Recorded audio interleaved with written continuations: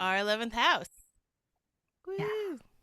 We are here today to do the fourth house episode, so I'm pretty stoked. The fourth house of like home and family, so super Mhm. important one. We are July 10th, 9:12 a.m. in Whatcom County. Yeah, let's get into it. Actually, before we get into it, I want to make a little special announcement saying that we have a brand new website available now. So if you want to check out the podcast via our website, you can go to our11thhouse.com, and it's 1 1, not spelled out, just like the title of the podcast. And you can reach out via leaving us a message, a voicemail, or a contact form message, or you can rate the podcast there if you want to let us know what you think. So go check it out. Okay, now we can get into the fourth house. All right. So I've been starting off with the technical side of the house, so I guess that's where we're going to dive in again. The fourth house has an affinity with the sign of Cancer because Cancer is the fourth sign in the zodiac. So if we're going by the natural zodiac system, and it also has a resonance with the moon because the moon rules Cancer, right? And we can explore some of those themes later when we jump into what the fourth house actually looks like. But it's cool to point out that. And then the fourth house is actually our first angular house since the first. The first, fourth, seventh, and 10th are all considered angular houses. And what that means is just it makes that nice, cool cross in your chart, which some people call the cross of matter. And especially if you're working with the whole house sign system. But the way that the chart is set up, the angular houses are at a right angle, 90 degrees from each other. And without getting too technical or advanced, that just means that these are super sensitive places in your chart. Places that when any transits or any planets or anything there gets hit and activated, they're kind of more amplified because it's like that was weird. In my mind, I was like, it's like a ticklish spot in your chart. It's like really sensitive. So each angular house, because they are in astrology speak, that's called squared or opposed each other, right? If they're straight across from each other, they're opposed. If they're at 90 degrees, they're squared. But it just brings in this really interesting dynamic between the relationship with each other. So if you think about the dynamics you have with your work life in the 10th house and your home life in the fourth house, those are opposed to each other. So no matter what you do, even if you work from home, those two relationships are always going to have kind of this competing or tension aspect to them So you gotta have because a good work-life balance, right? yes, exactly. Yeah, Like, the teeter-totter of that opposition thing, right? hmm So, um we're always going to have that boundary, that work-life balance between family life and home life, and like how that plays a part and how we see the rest of our chart type deals. So that's just a tiny bit about angular charts. I guess I'll leave it at that. But they're always going to play this really interesting play off each other. Also, we have angular houses, and then we talked a little bit about the ascendant point in the first house, but we also have our angles. So there's the house, like the rising sign, is the whole house, and then there's the ascendant point. In the fourth house, we deal with the whole fourth house, and then we also have the IC.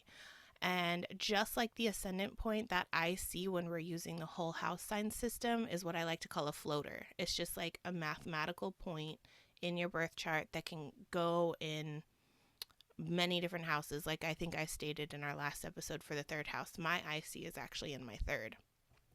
So Hmm. that kind of technically the ICMC axis kind of creates the mathematical north pole south pole of the chart, and because the chart is backwards, the IC is actually the North Pole in the chart. Not that you guys ever need to know this unless you're studying astrology, but it's just cool to think about how these kind of themes play in also. So the way I interpret the IC outside of the fourth house, like mine is in the third, I kind of blend all those house topics together. So there's things in my third house that'll play a part in my fourth house and vice versa. It's kind of like a nice little package deal. They're always relating to each other in a special way. Yeah. So like, where's your IC? I was just looking for it because I was trying because I thought I knew where it was, but I wanted to be Well, where's your sure MC? before I said.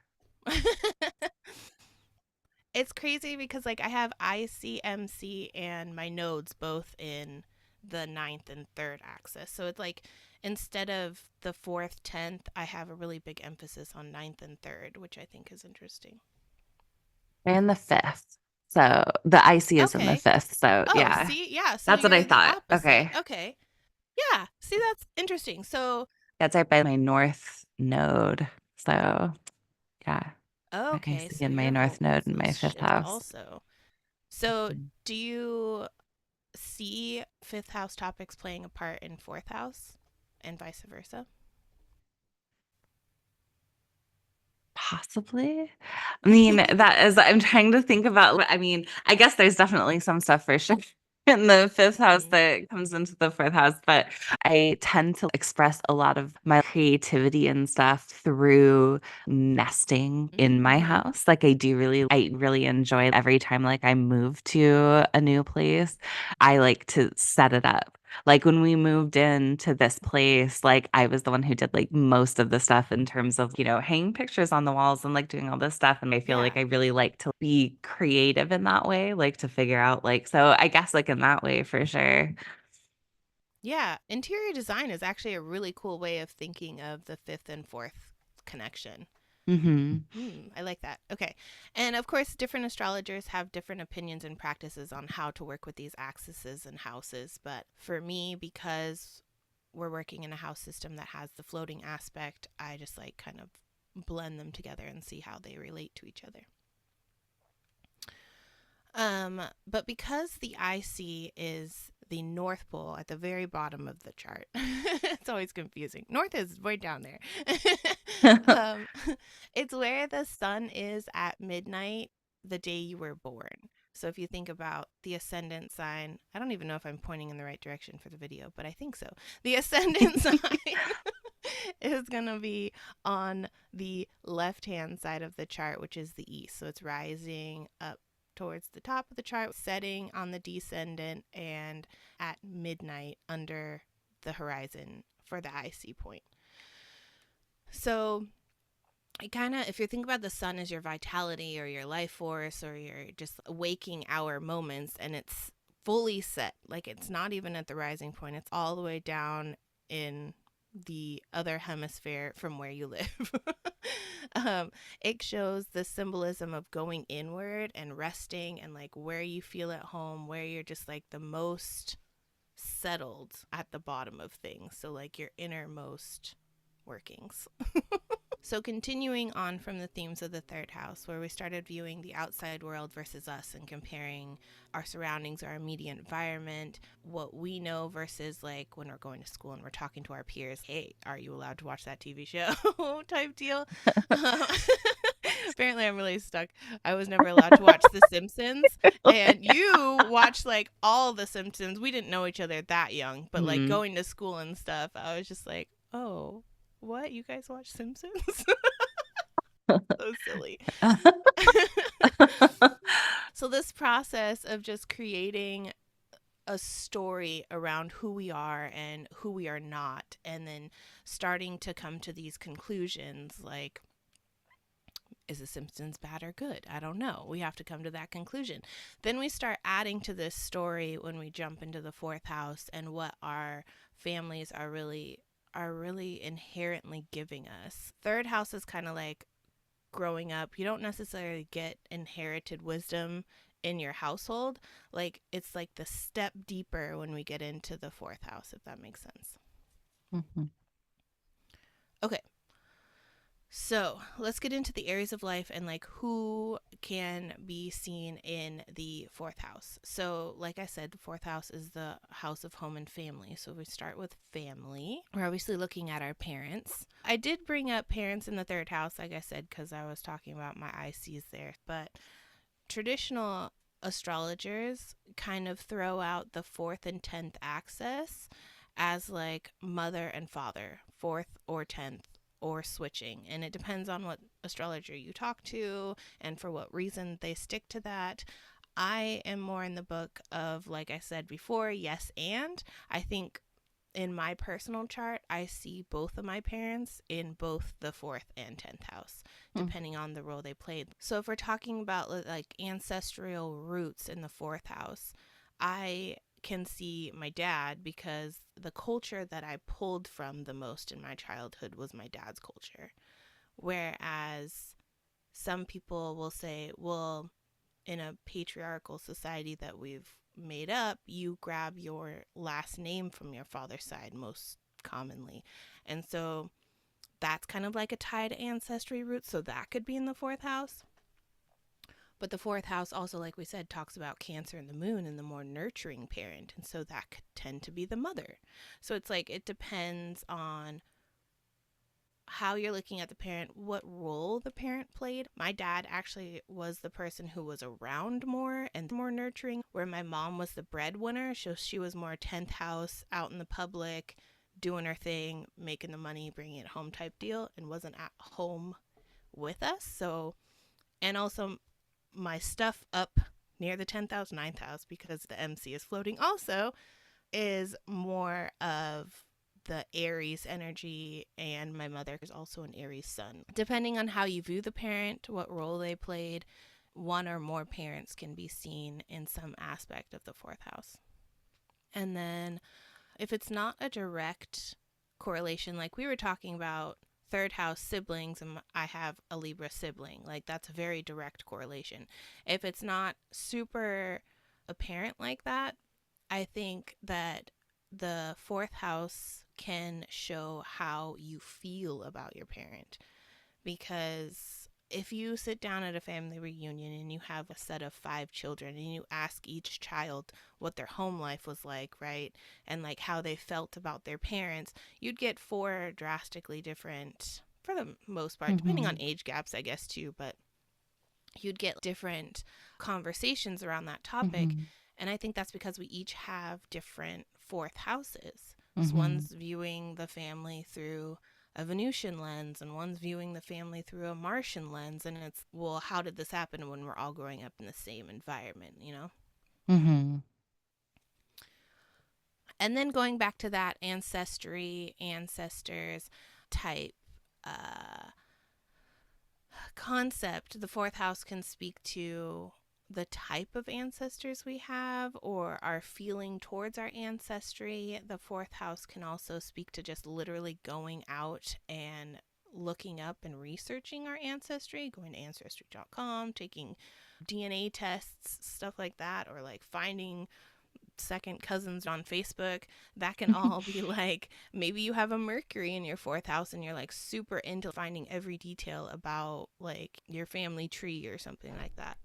And then when we talk about ancestry and stuff being passed down to us, that can be fourth house. So like your psychological family inheritance and knowledges that are passed down. So what beliefs do you get from your family? Which, in going back to my perspective, my lens of my birth chart is third house, is fourth house, and that blend. But like when you're growing up in an environment where people are telling you,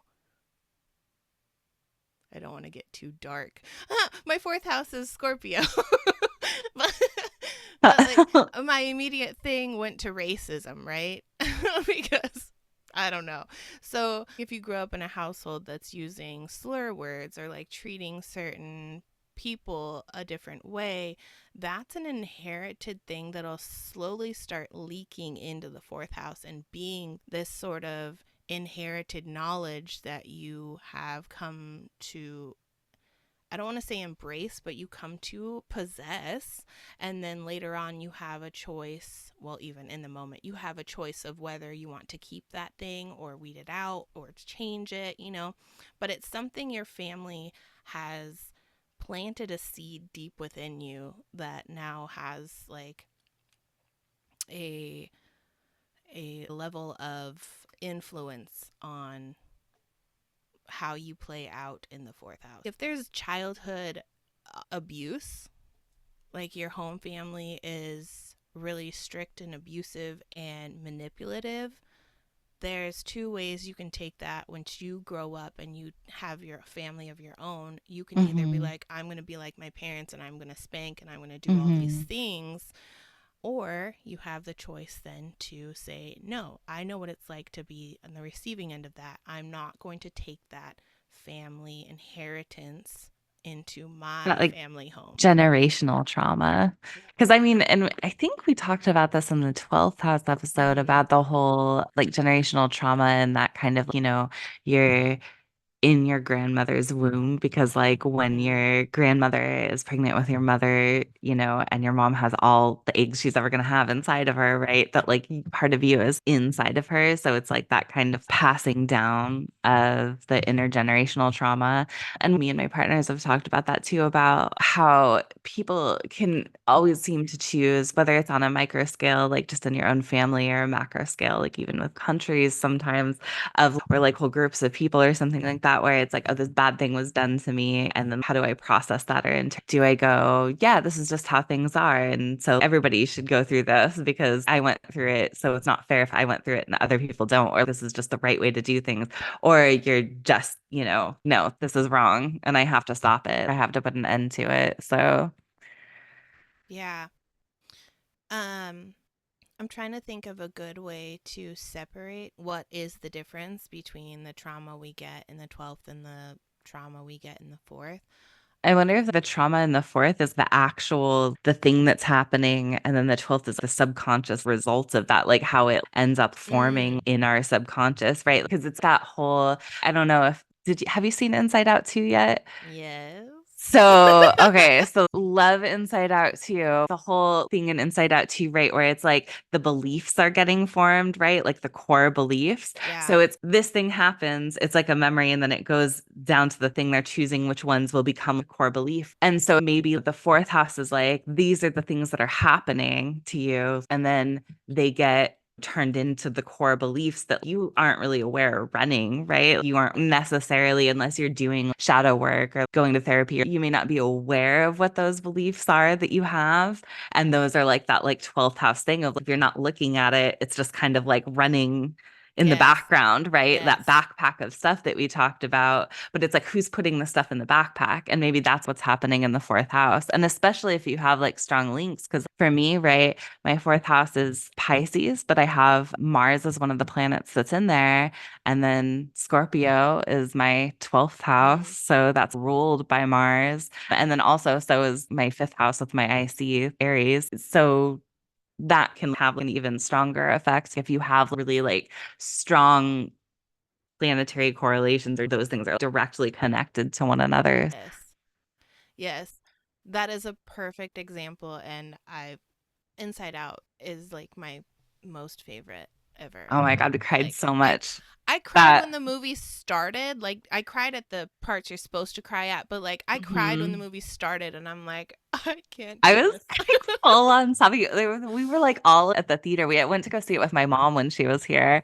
And so it was like us and my mom. And there were, by the end of it, when, like the climax is kind of happening, right? Yeah. 'Cause I don't want to give any spoilers for people who haven't Yeah. seen it, but like when the climax was happening, I was like in a theater, like kind of full on sobbing, like where I was like trying to hold it in. And then you do that thing where it's like you take a breath and it's like, like, and I was like, oh God, I feel like in a theater, and I was just like sobbing. So, I mean, both those movies made me cry, but the second one especially, it really like Yeah. hit hard. So, Yeah, they did a really good job. I hope this franchise keeps going. I want to see her grow up and do all the things and just keep the family because you see the mom and the dad sometimes in the movies hmm too. Just have her keep going and then have her kids, and it's just like, never ending yeah. inside out. I like to see everybody's perspective. I like it when it shows other people's Yeah. inside other people's head, like the thing that happens with the friends at one point, right? Where they're like, Yeah. what was that look that she gave? Like, what Wait, was she break it doing? down. Like, yeah. Yeah. Okay, so that's perfect. And another testament to I can see where my interpretations of things get colored by my birth chart. And everyone has this thing, whether they're aware of it or not. But being able to talk about one piece of a pie is really difficult So connecting those links are what we want to encourage you to do. Michelle just said her 12th, 4th, and 5th are all interconnected very prominently. And Mhm. so those things are going to naturally mash and flow together in a certain manner. My 3rd and 4th, and so far like that. So just a good testament to keep an eye on your chart. Try to make those connections. That's what we're here to help you do, and see how they play out with one another. Oh, okay. So when we're talking about passed down knowledge, it doesn't have to be super. What is up with my hair? Leo rising. Okay. I'm sorry. It's just okay. In my notes, I said pass down knowledge, right? We're talking about this. First, we're talking about psychological family inheritance, but now just like simple, like it doesn't have to be trauma, just pass down knowledge. And things that make me think about that is especially when you add in the Cancer influence. Cancer loves food. And so thinking about like secret family recipes that are handed down, like it doesn't have to be like, Bush's baked beans. There's like a certain like family recipe that has made the family successful in some manner, and they've kept it secret and passed it down. That to me seems like a very fourth house thing to do. And it reminds me also of the story of the pot roast. I think this is just like a story somebody made up to prove a point. I'm not sure, but I heard it somewhere. And basically, there's a daughter, a mother, and a grandma. And the daughter learns from the mother how to make her pot roast. And she cuts the ends off of the pot roast and she puts it in the pan. She puts it in the oven, does all the things. And then the husband of the daughter was like, "Why do you cut the ends off the pot roast?" "I don't know. That's just how my mom taught me." So the next like Thanksgiving or whatever, she goes, "Hey mom, why do you cut the ends off the pot roast?" And the mom's, "I don't know. That's how grandma taught me." So we seek out grandma, and grandma's, "Oh, my pan wasn't big enough to fit the pot roast in, so I just cut the ends off." And it's like, this is a thing that's been happening for generations, but what was the root? It's not a big deal. Mhm. So, and at that point, when you see things like going back to the more deeper things like racism and stuff like that, when you Mhm. see these patterns and you see them in a clearer light, like, why are we treating this situation like this? You have a choice to be like, well, my pan is big enough. I have room to fit all the things in it. Mhm. So, and then another example I was thinking about was this idea of in Hawaii, we have slack key guitar. And basically, guitars came in from immigrants, I think Latin immigrants and European immigrants. I don't remember who exactly brought the guitar, but brought the guitar to the islands. And we started playing them, right? And then slack key was born from this idea of loosening, slacking up. Giving The slack. giving slack to It's like the guitar strings so that there was more notes can come out from a string instead of just this string is A, this string is E, right? So I'm not a musician. Apologies for anyone who's like, wow, you're really butchering this. So they loosened up the tuning on the guitars to make the strings slack and therefore have more range of notes. So when it comes to this fourth house concept, each family who took on this slack key guitar practice has their own way of tuning their guitar to get certain notes and certain chords, and they keep their tuning secrets to themselves. Like, I will only teach my son how to play my way of slack key guitar. And this genre was built around like all these people playing one instrument in vastly different ways and fashions and notes, and it's just fascinating. But it's like it's a family piece of knowledge that's passed down and only kept in the immediate family unit, which I think is really interesting. Mhm.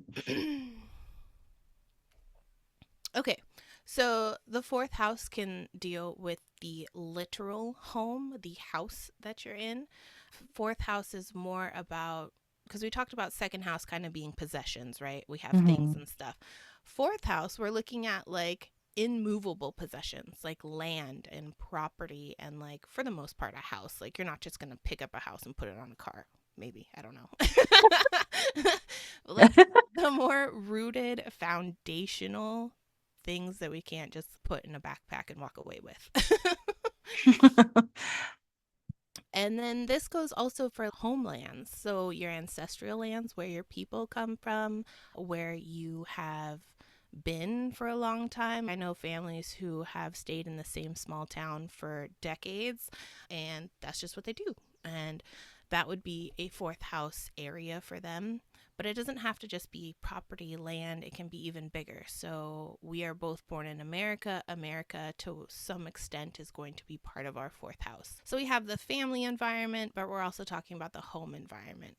So a good example of this is, so like you had a divorce situation, and Mhm. so your family environment, I feel, would be different from your home environment, because you'd now have multiple home environments that you probably feel different in, and Mhm. then the whole family as a unit feels different before and after the divorce. So the fourth house can talk to our actual home environment and the atmosphere in which we experience the home environment, who we share our home with. So we're bringing in those people, and like who we decide to bond with and create a home together.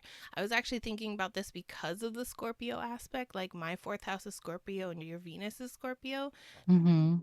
And for probably still to this day, other than like my partners, you're the only person that I would ever feel comfortable cohabitating with anymore. And I feel like it's because of that connection of our, like, my fourth house. Like, oh no, she's comfortable here and I'm comfortable with her. Yeah, yeah. And also that's the same kind of situation here in terms of one of my partners, her Venus is Pisces and I have a Mm, Pisces fourth house. So yeah, perfect. Yeah, exactly. Okay, so going into this kind of like affinity with the moon in Cancer, the fourth house can be labeled as like the I nurture house, which, oversimplified, but I like it. So it can deal with, when we're talking about the people that we cohabitate with, it can deal with your significant others and like a tribe or a clan or an inner circle that you feel comfortable at home. You get that homey, familiar feeling with, right? And your chosen family. So there's a lot of cliche quotes out there that have been misstrued and not used properly. And one of them is the quote, blood is thicker than water. And we all kind of use that as like the people we're blood related to are more important than the people we're not. But it's actually the opposite. The real original quote is, the blood of the covenant is thicker than the water of the womb. So the water of the womb would be our people that we're born into, Mhm. our mother, our, siblings, whatever. And then the blood that is more important is our chosen family, the people that are like willing to go to war with us. Like, we have full trust in them that they're on our side. So we use it backwards. The saying means that our chosen bonds are more significant than our bonds with our families. Mhm. When we're thinking of our chosen family, if we go back to the example of having an abusive childhood, you do not feel safe in your home environment. And so when you go out and you start creating those bonds that become more intimate to you because you probably are guarded, and you start creating a home with the people that you care about, that home is going to feel more safe, more secure, because we're kind of talking about the moon aspect here, right? More nurturing than what you had with your birth family, you now have created with your bonded family, if that makes sense. Mhm. Mhm. Okay. Do you have anything to add to any of that? I feel like I've just been talking a lot.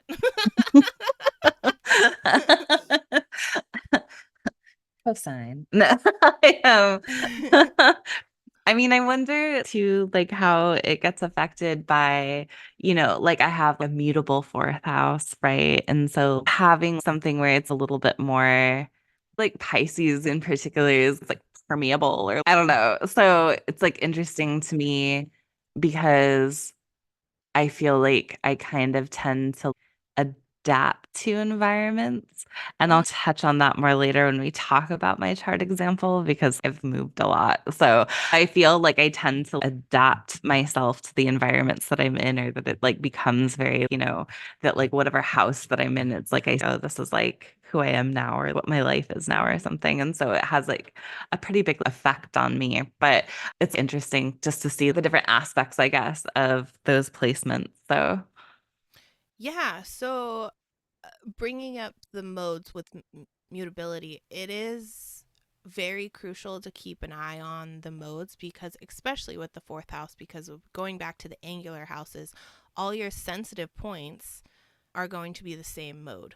So, mm-hmm, mine, anything that happens with the fixed cross, the fixed signs, are going to be really important for me because they're hitting my sensitive ascendant, fourth mm-hmm, house, and so forth, especially because my sun is also in a fixed sign. Taking note of what that modality means to you, how you see it playing out for you, and kind of keeping a little tool chest of different ways to be adaptable. If you're not mutable, like if you're fixed like me, I would learn how do I be adaptable in a way that's comfortable for my fixity. You know, you know what I mean? Or like for you, how do I, instead of just going with the flow with things, how do I mm-hmm, become more, no, this is what I really appreciate in my home life. This is what, mm-hmm, sticking to those boundaries instead of being more mm-hmm. okay with things, right? Like, I mean, that is definitely a problem too that I tend to have. And it's because I have a lot of mutability in my chart. It's mostly mutable and a little bit of fixed. I don't really have much cardinal going on there. So I tend to like what I like, but also whatever anybody else wants, I'm going to go with the flow. I'll make it work, right? I always feel like whatever it is, it's all being a thing where it's like, oh, I don't like this, but this is what it is. So I have to deal with it. I just go with it and I make it work because what else can I do?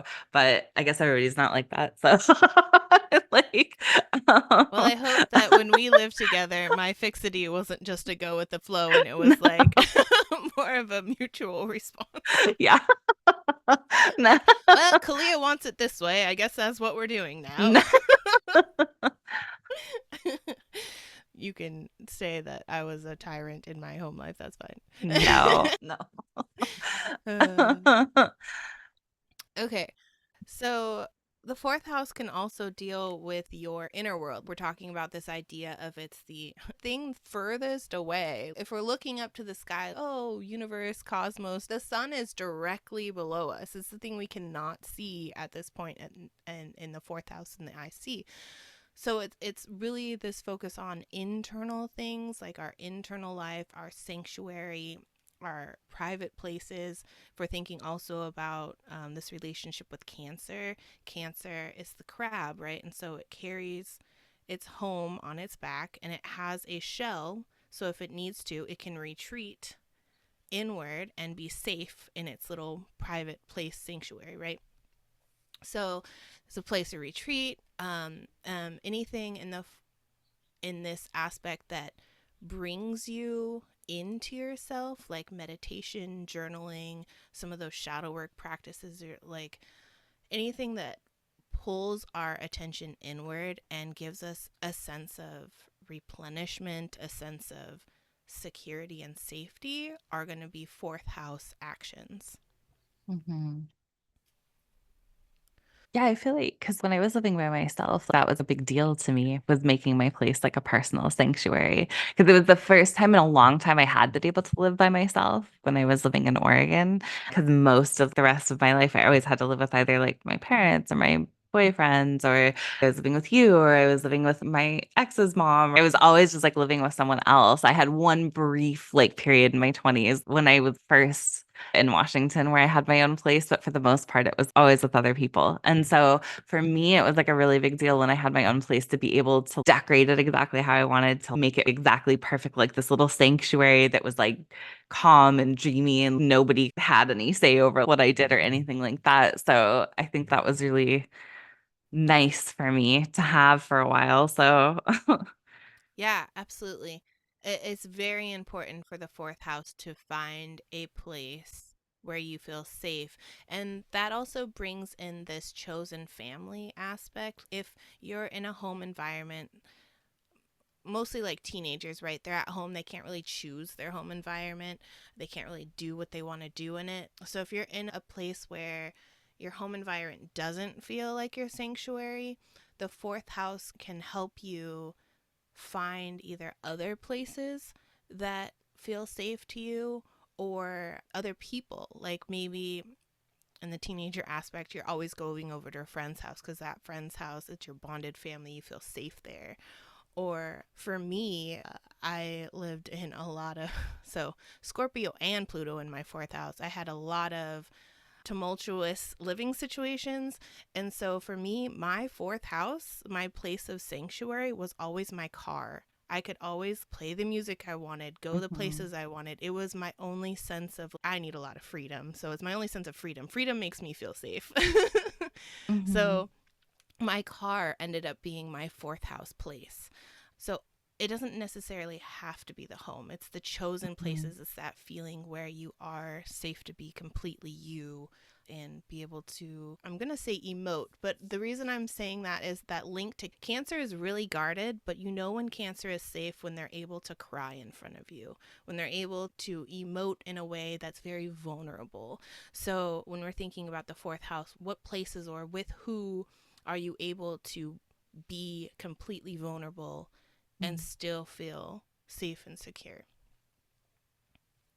And then the last example I'm going to end this portion of the podcast with is the fourth house also can talk about endings, which I'm still kind of dabbling with this idea myself, mostly because my filter, my birth chart, has Pluto, and Pluto can relate to endings. So I get it, but I don't know if that's because my Pluto's there or because of the research. We talked about this origin, where our foundation, where we come from, our ancestry.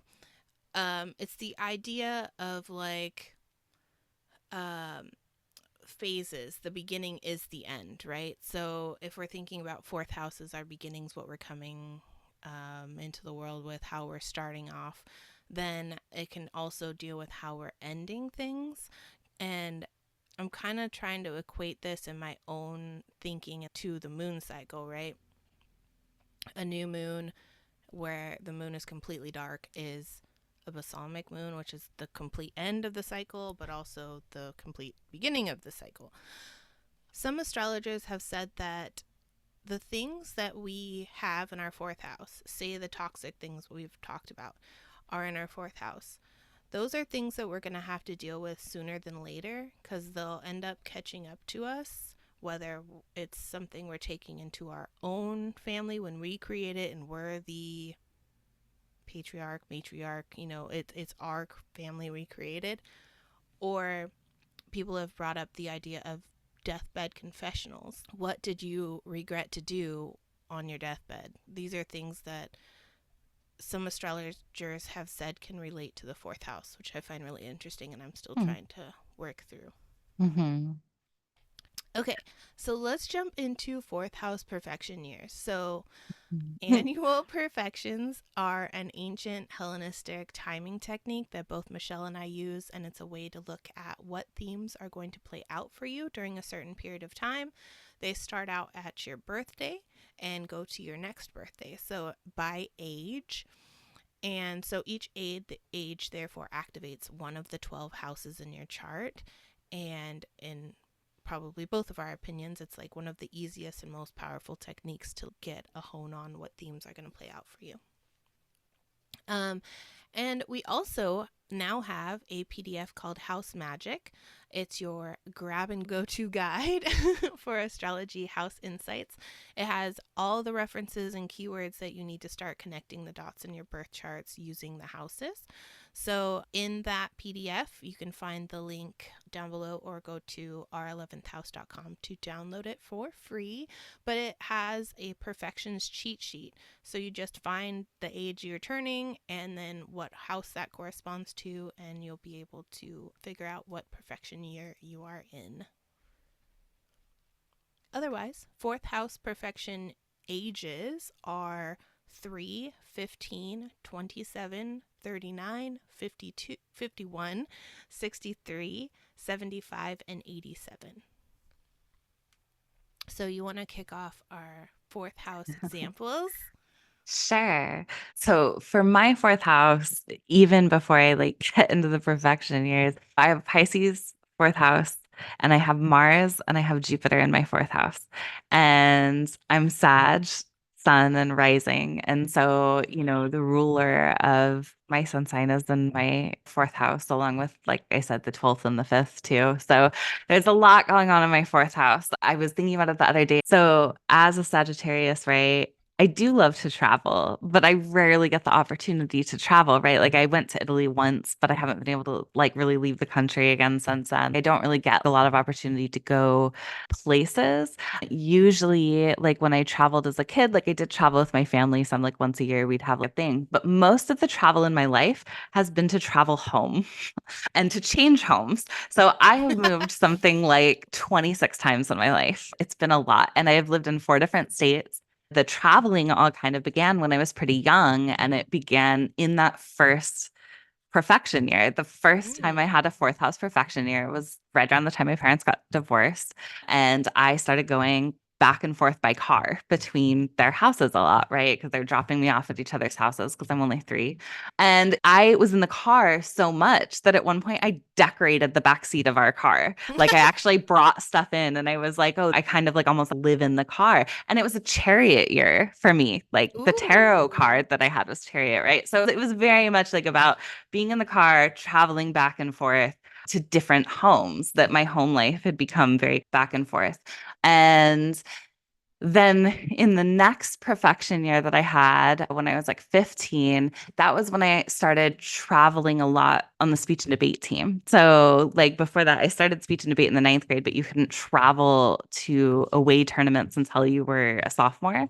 And so when I was a sophomore, I started going, to Washington and to Oregon and to California, which interestingly enough are the 3 places that I ended up living later on in my life. But I was just That's like, I so was always good. traveling around to these other states because like I'm from Idaho. So we were going like a lot of traveling that way.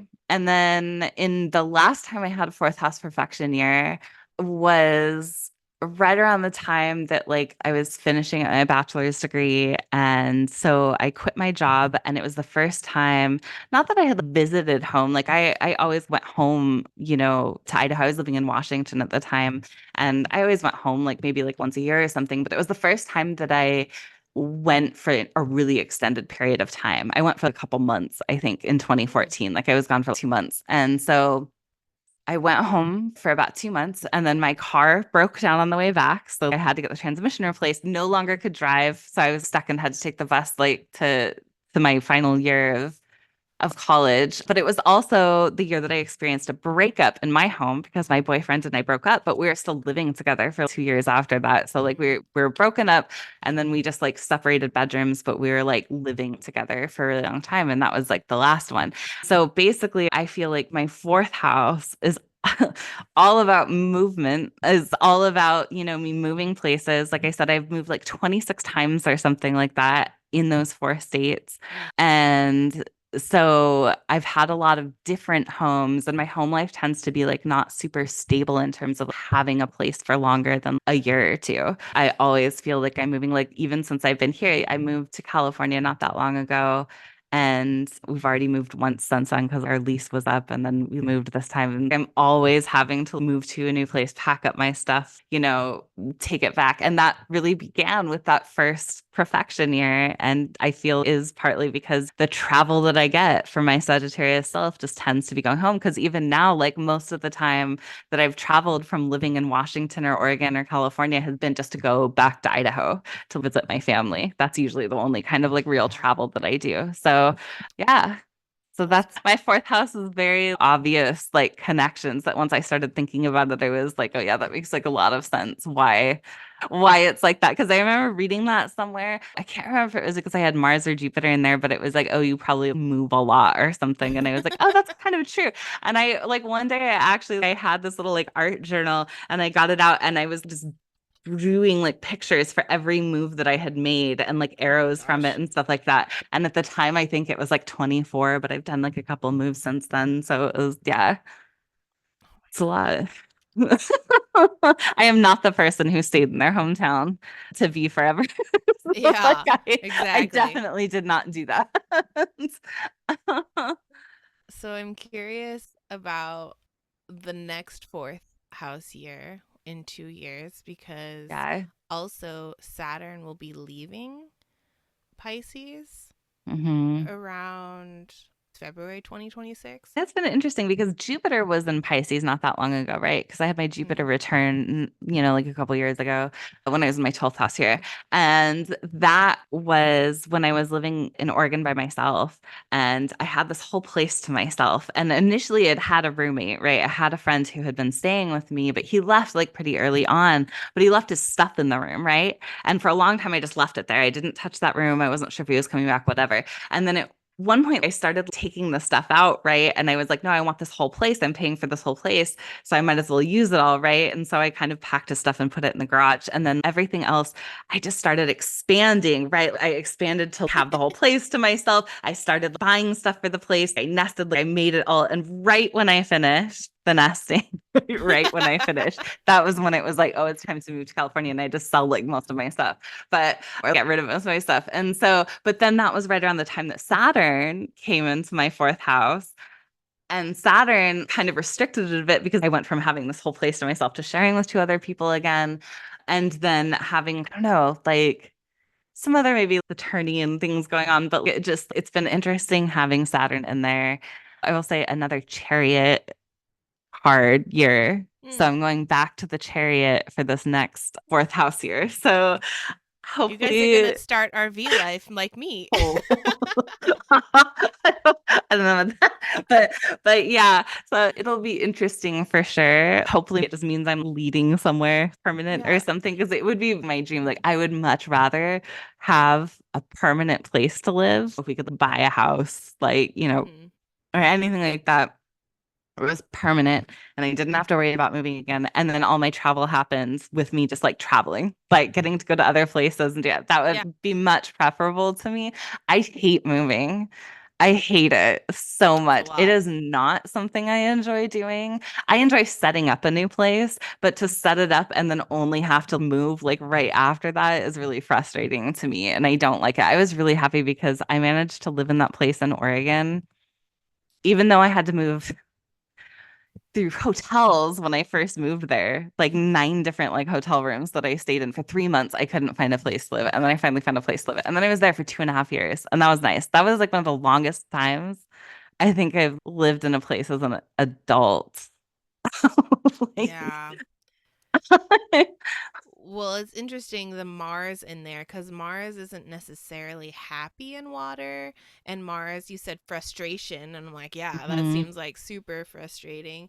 And, and also having this rulership with the fifth house, you're frustrated because you just set it up pretty. You have your self expression set mhm. up and now it's being cut away. Mars says, no, it's time to move again. Yeah, that all checks. I think also the Mars and Pisces is a lot of hidden anger and maybe relating to my 12th house too. But growing up, my dad was kind of an angry person. Okay. So there was some anger in my home. So I feel definitely the placement has a lot of different things that like could be Hmm. talked about, right? So I feel like even when we're talking about this, I talk a lot about moving, I talk a lot, but there's like other stuff that like, I could go on and on about Yeah. the different things that are going on. Yeah. So Yeah. that's Yeah. That's another good tip for people learning their charts and learning astrology in general is that just because you find one pattern for, oh, Mars will equal frustration or Mars will equal anger, these things are never definitive. These things are never just one thing. There's many layers to how things can manifest. So keep seeing the patterns, keep mm-hmm. looking into things. All right. So for me, the most prominent fourth house perfection year was 2014 because my family expanded massively. I adopted Ryder, my hound dog boy, and I got married. I was looking at, I'm going to bring up a chart for Ryder's intake because Who cares about the marriage? Only the dog. Ryder's intake to the shelter where I found him. So, going back through his paperwork, I found the time and date. So, this is the chart for his coming to the shelter because he was in Eastern Washington before he came to our side of the mountains. And his fourth house is my fourth house. This chart for him coming to the shelter where I found him is a Leo rising like myself. So our Scorpio fourth house showed up with the lot or part of fortune because, hello, our house was fantastic. And also his fourth house, when we're going back to that idea, I know I'm talking about a dog, but if our people are here, they will know. But going back to that idea of parents and family life, I am an Aquarius sun ruled by Saturn. So Saturn is also in this chart for the fourth house of family. And I thought that was really sweet. And then also, because we're on the topic of dogs, Lena, I adopted her in 2018 before I started diving into astrology as well. This is all pre-astrology, which makes it more fantastic because you know astrology is working whether you know about it or not. But Lena is also a Scorpio sun, so she fits into my fourth house. So I just I just love that. Um And then, yeah, so expanding the family, of course, by getting married to my ex husband. And that was interesting because never in my life would have thought I would have gotten married in November. November, you think, me especially, I think of summer weddings, spring weddings, but a November wedding is never on my radar. But now looking back, November, it was Scorpio season. So Scorpio fourth house, super interesting. And then we had this big plan a year in advance to have our honeymoon after the wedding in Cabo. And that year, Cabo got destroyed by a hurricane a week before we are going to be there. There was literally no airport, no nothing to come into. And so instead, we scrambled to find a timeshare that was available a week in advance, which they book out like 13 months in advance. And the only place we could go to was Arizona because I wanted it to be warm weather. That was my only stipulation at that point. And so when I think of Arizona, I'm a tropical girly. So I all I think is cactus, things that look dead, and scorpions. And Scorpio, it's like everything is underneath, right? The water is inside the plants. The growing is like happening under the surface where it's cooler. And so everything about Arizona feels Scorpio to me. Um I don't know. I guess mostly like the terrain, right? So that was really interesting. And because this honeymoon was not planned, okay, we're going to Arizona now. What can we do in Arizona? Well, my ex's favorite death metal band was playing in Arizona, and that was like the highlight. I mean, we did other touristy stuff, but that was one of the main events during my honeymoon. So, death metal with Mars and Scorpio in the fourth house for my honeymoon seems pretty um legit. I mean, I'm not in the death metal scene by any any measure at all. So for people listening, it was Amanda Marth, which is pretty hardcore bloodshed death metal. So those all I feel are pretty good fourth house happenings. Okay, well, let's talk a little bit about signs and planets in the fourth house. I mean, what by the time we get to this point on every episode, we've kind of already talked about some stuff. But I wanted to bring up so I have my Pluto there, ruled by my Mars and my moon. My Mars and my moon are conjunct up in Aries in the ninth house. And so anything that happens in the fourth house automatically pulls on the gravity of the moon for me and my emotional body and security and stuff. So I have come to realize that when I feel uncomfortable, unsecure, not at my optimalness, your moon kicks in, right? And so when Mm. my moon kicks in, it activates my Pluto, and I decide that I need to rearrange my whole house or my domain, because like when Mhm. we lived together I was rearranging my room like all the time. I So always did that. Like my mom, when I was a kid, I would always pull everything out of my room into the living room, and then I'd put it back in like in a new configuration, yes. like at least twice a year. Yes, there's been like numerous occasions where I wake up at 3 in the morning and I'm like, I can't have my bed in this corner. And I have to like move around my whole room. So I feel like that Pluto makes me want to rebirth, regenerate my atmosphere in my home life, in my inner sanctuary domain. And that's mostly activated by my fiery cardinal Aries moon of security when it's feeling really restless and insecure. And then another thing that was pointed out to me by an astrologer who's awesome, Larry Arrington, if you want to look her up, it's astrologywithlarry.com. She, in a reading for me, pointed out that this Martial ninth house relationship to my fourth house and ancestral lands has this. Mars likes to cut away things or remove things, and the ninth house is long distance, right? So we're cutting away and we're being pushed out.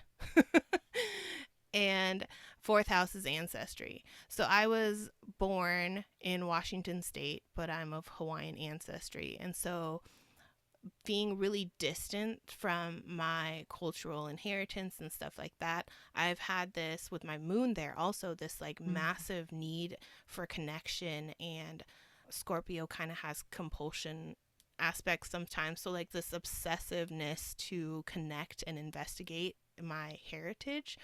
And also, it plays into the ties that when I am investigating my heritage, I'm learning about how my ancestral people have been pushed out of our homelands, you know, with Mhm.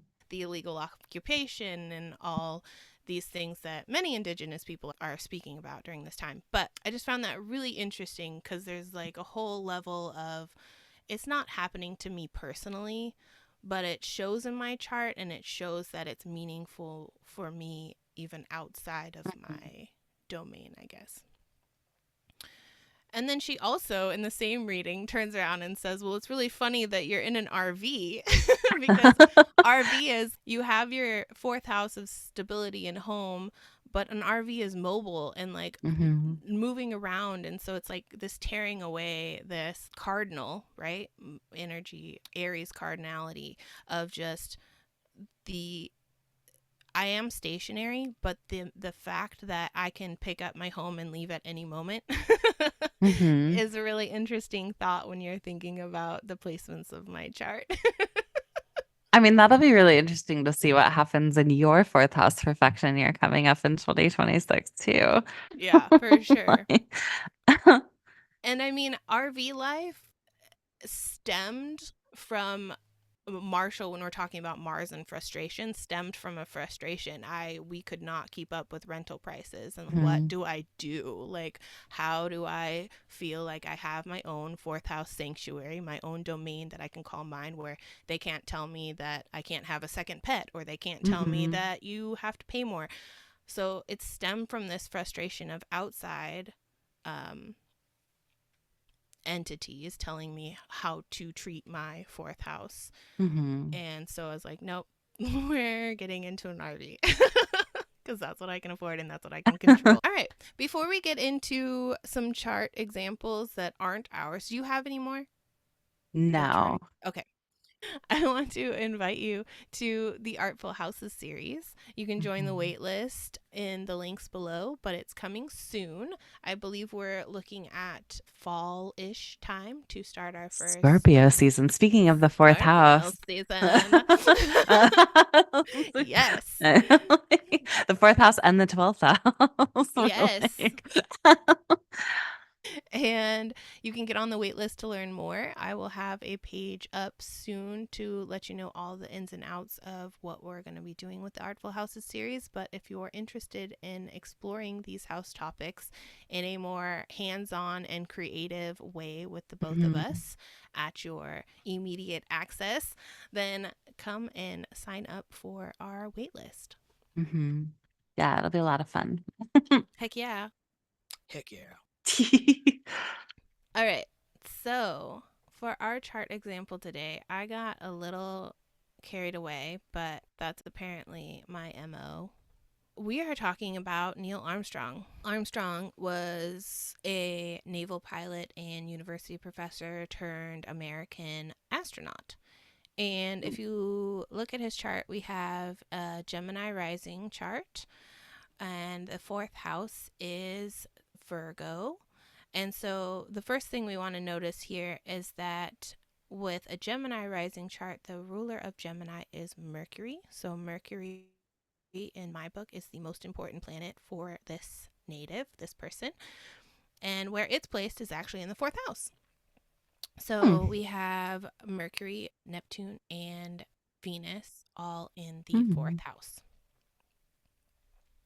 So, first off, Mercury can speak to travel, but more specifically in my book, I feel like Mercury is very airy. I know it has to do with Virgo also with this is an earth sign, but Mhm. for me Mercury seems lofty and airy. And so I like to equate it to air travel. And then we also have Venus in the fourth house, which from an outsider's perspective, obviously this whole interpretation, we can't ask Neil how he personally felt or how he viewed his home life or his family or stuff like that. So it's an outsider perspective. But from the outside looking in, we have Venus in the fourth house. And to me, that kind of speaks of like patriotism or like love for land. So he was definitely Mhm. military involved and did a lot of work in the Mhm. civilian sector, but still governmental work, NASA, stuff like that, right? Mhm. And then of course Mercury, he's literally known as the first person to walk Mercury on the moon. And when we're talking about the fourth house having a somewhat affiliation with the moon, I thought that was really kind of a cool connection. Um Mhm. And his moon is in Sagittarius, that was like ooh, traveling to the moon. yes. Oh my gosh. Perfect. Perfect. That's so good. And because he traveled to the moon, he was well received and celebrated in his homeland, going back to that Venusian experience of connection, admiration. Like I said, we can't ask him how he felt about his family, but from the outside looking in, if we look at the fourth house, the sign on the fourth house is Virgo. In his bio, it said that his father was an auditor. And auditor seems very Virgo to me. Like going through the minutia and the little details of Mhm. all the things, all the receipts, right? So, fourth house for him could probably speak a lot to his father, but going deeper into how he felt about it, that parental access could go flip back and forth. So his family moved around his home state like repeatedly. He moved 16 towns in his state over 14 My. years. Yeah. So the Mercury movement in the fourth house is definitely being activated, and especially with the short distance because we're like staying in the same state, right? Like he doesn't long distance travel until he goes to the moon. I'm just kidding. But that's funny. Around the age of 14 or 15, they stop moving and they come back to his hometown and settle down. And that's around the time where he started taking flying lessons. So going back to that air travel with Mercury and back in his hometown in the fourth house. And it said that he earned his student flight certificate by his 16th birthday and then Wow. solo flied right in that August. So his birthday is August 5th. So that same month he did his first solo trip, and he did all this before getting his driver's license. He was in the air before in a car. Which is pretty crazy. So he started flying around a fourth house perfection year. And of course, using his Mercury for learning and travel. We also have Neptune in the fourth, which Neptune is ruling his 10th house of public reputation. So ultimately, all this work, learning and learning how to fly and stuff will ultimately be what he is known for, what his name is recognized for, which is really interesting. We also have Mercury in here, which is also ruling his ascendant. So his social status, 10th house, and I would like to add his first house of self-image are strongly connected to his homelands and his upbringing and what he is learning, Mercury, to do in his life. And then not only was he the first person to walk on the moon, that happened in 1969, July, so right before he entered his fourth house. But when we're thinking about cycles, when things are moving, there's no clear beginning and ending. It kind of like fades into the next phase of life, right? So we're basically in the fourth house when you're a couple weeks before the fourth house. So he does this trip to the moon right before he turned 39, putting into a fourth house perfection year and activating all the Mercury, Venus, and Neptune stuff. And then while he was flying towards the moon, July 18th, 1969, he sent a message back down. He was a Boy Scout growing up. And so he sent a message down to the National Scout Jamboree in Idaho, which I guess is like just a national Boy Scout organization. And he also on the trip carried with him a few of his personal things from his time during the Scouts. And so I think this is really cool, thinking about how he's learned to fly and he's doing this on behalf of his nation, right? Homeland. And all the while he's still thinking about his upbringings and where he came from and how he can contribute back to the people that have supported his fourth house, basically. And then going back to this Neptune, I think it's really interesting because Neptune kind of blurs boundaries. And when we're thinking about flight, it's kind of that idea of, oh, I can get in an airplane. Oh, I can think bigger and I can be an astronaut. So it's like this dissolving of the boundaries and barriers. Like even if you think of like an astronaut dissolving the boundary of gravity, like you're above gravity at that point when you're in space. And so I don't know, I think Neptune there plays a real critical part too, which is really interesting. And the fourth house connection with Neptune and Pisces. Neptune rules his 10th house, right? Like we said, this is all in the public eye. This is all happening on a global scale, basically. And with this connection, Pisces to me, open water, right? We're thinking like vast oceans. And when he re entered the Earth, there was some sort of malfunction in his shuttle, also not an aerospace person. And basically there was no control, so he had to manually control his landing into Earth to enter Earth. And he basically commanded it all the way down and landed in the Pacific Ocean. So I thought that was really interesting, just like Pisces publicly landing in Pacific Ocean after this like fourth house. And then after they returned, there was 3 astronauts with him, Buzz Aldrin, and I don't remember the other guy's name. But sorry. But after they all landed, he officially started his fourth house year. because this happened the couple weeks before So he his came birthday. back home Yes, for he his came fourth back house. home for Yeah. his fourth house. Yes, perfect. And they started touring. They did this like tour to speak and meet people and celebrate his accomplishments and get rewarded with the Presidential Medal of Freedom, which is all, I feel like, awards, Venus speaking on behalf of your journey, Mercury. I feel like just everything, once he started his actual fourth house, started activating all those planets in there. Oh, and this was another interesting point. So after those first couple fourth house perfection years obviously show a lot of detail of his chart, but then there was another perfection cycle that was what happens after you come home from this big thing. So we've got this ramp up, and then we've got this kind of outro, and it's kind of a testament to, even if you're like learning how to fly in one house perfection year, it doesn't mean you're going to be a pilot, right? It's these cycles that relate to each other enough to say that they're a cycle, but each perfection year is going to bring its whole new nuance of tasks and ideas that you're grappling with. Because just because you're a pilot doesn't mean Hmm. you're not going to be an astronaut. I mean, they're related, but they're clearly not related.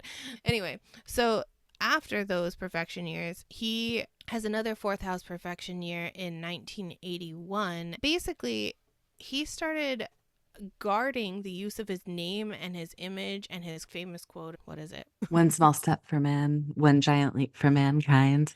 Thank you. Perfect. And so MTV wanted to use his quote on their station identification, and instead of an American flag, it would be the MTV logo, which I clearly remember that happening. So I don't know if this was before the lawsuit or not, but Maybe it was fuse. just without the quote. Maybe it's because I do Oh, remember the yeah. astronaut and the flag being their like little thing, but maybe they just couldn't use Oh, the yeah, that quote with makes it. sense. Yeah. Oh, yeah, his name and his quote for sure. That makes sense. Okay. So there was the MTV thing, and then also Hallmark cards. He sued Hallmark cards for his likeness and his voice. And that was in 1994. So I believe both of these, I should have kept the math in with the ages, but I believe both of these were fourth house perfection years, just relating back to what had happened in previous fourth house perfection years. So Mhm. the lawsuit ended up settling out of court, and he had donated the money to causes that he believed in. So going back to his fourth house foundations. But I think it's interesting when we're thinking about this concept of the fourth house kind of relating to Cancer and that defensiveness of, no, Mhm. here are my clear, hard shell boundaries. You will not use my voice, Mercury's in the fourth house, my likeliness, which can be Venus, but it can also allude back to the first house, which Mercury rules the first house. These ideas that he's protecting himself around people, and that he's guarding his name and his reputation, because we're talking about that 10th house also. And it's interesting because since like he's all this stuff was happening sort of third house and fourth house, like third house is communication and that's where his sun is, like his Leo Mm, sun. So it's also kind of like his image and his communication and stuff totally. too. So it's like kind of both of those things are happening from both those houses. And since it was happening like as an overlap between the third and fourth house perfection years, then that also Yeah. makes a lot of sense. It's like kind of pulling from both. Yeah. Super interesting. There was tons and tons of material for Neil Armstrong in the fourth house and other chart aspects. Like, I think later on down the road, he had a marriage dissolve and got into his second marriage around a third, fourth house transition, which was really interesting. But yeah, I think that's good. All right, so let's wrap up. Do you have any final thoughts on the fourth house? I feel like the fourth house is an important one for me because it really sets up like we talk the 12th house is really important, right? In terms of like your subconscious and all that kind of stuff, like coming into the world, entering the world. And the first house is like who you are. And then the fourth house also feels really important because it's kind of the foundation of your how you are at home, which is like such a huge portion of people's lives. So It feels like a really interesting one to make connections to. Yeah, definitely. I second that. I think the fact that we're dealing with our angular houses are really important now, and that anything that happens in the fourth house is automatically going to have a relationship to yourself, first house, Mm. to your partnerships, seventh house, and to your public reputation, 10th house. And so just the weight of it being the foundation of the chart, just like everything at the bottom of the chart, is really important when you're thinking about building a life and how that's going to vibrate out into the rest of the world and the rest of the chart. Mm-hmm. All right. So, if you guys are enjoying the podcast, I would love it if you guys could leave us a review. We want to hear what you think about these episodes and what you think about how we're doing here. So, you can rate our podcast at our11thhouse.com or any of your favorite podcast platforms like Apple Podcasts and stuff like that. So, we'll see you guys next time. Bye. Bye.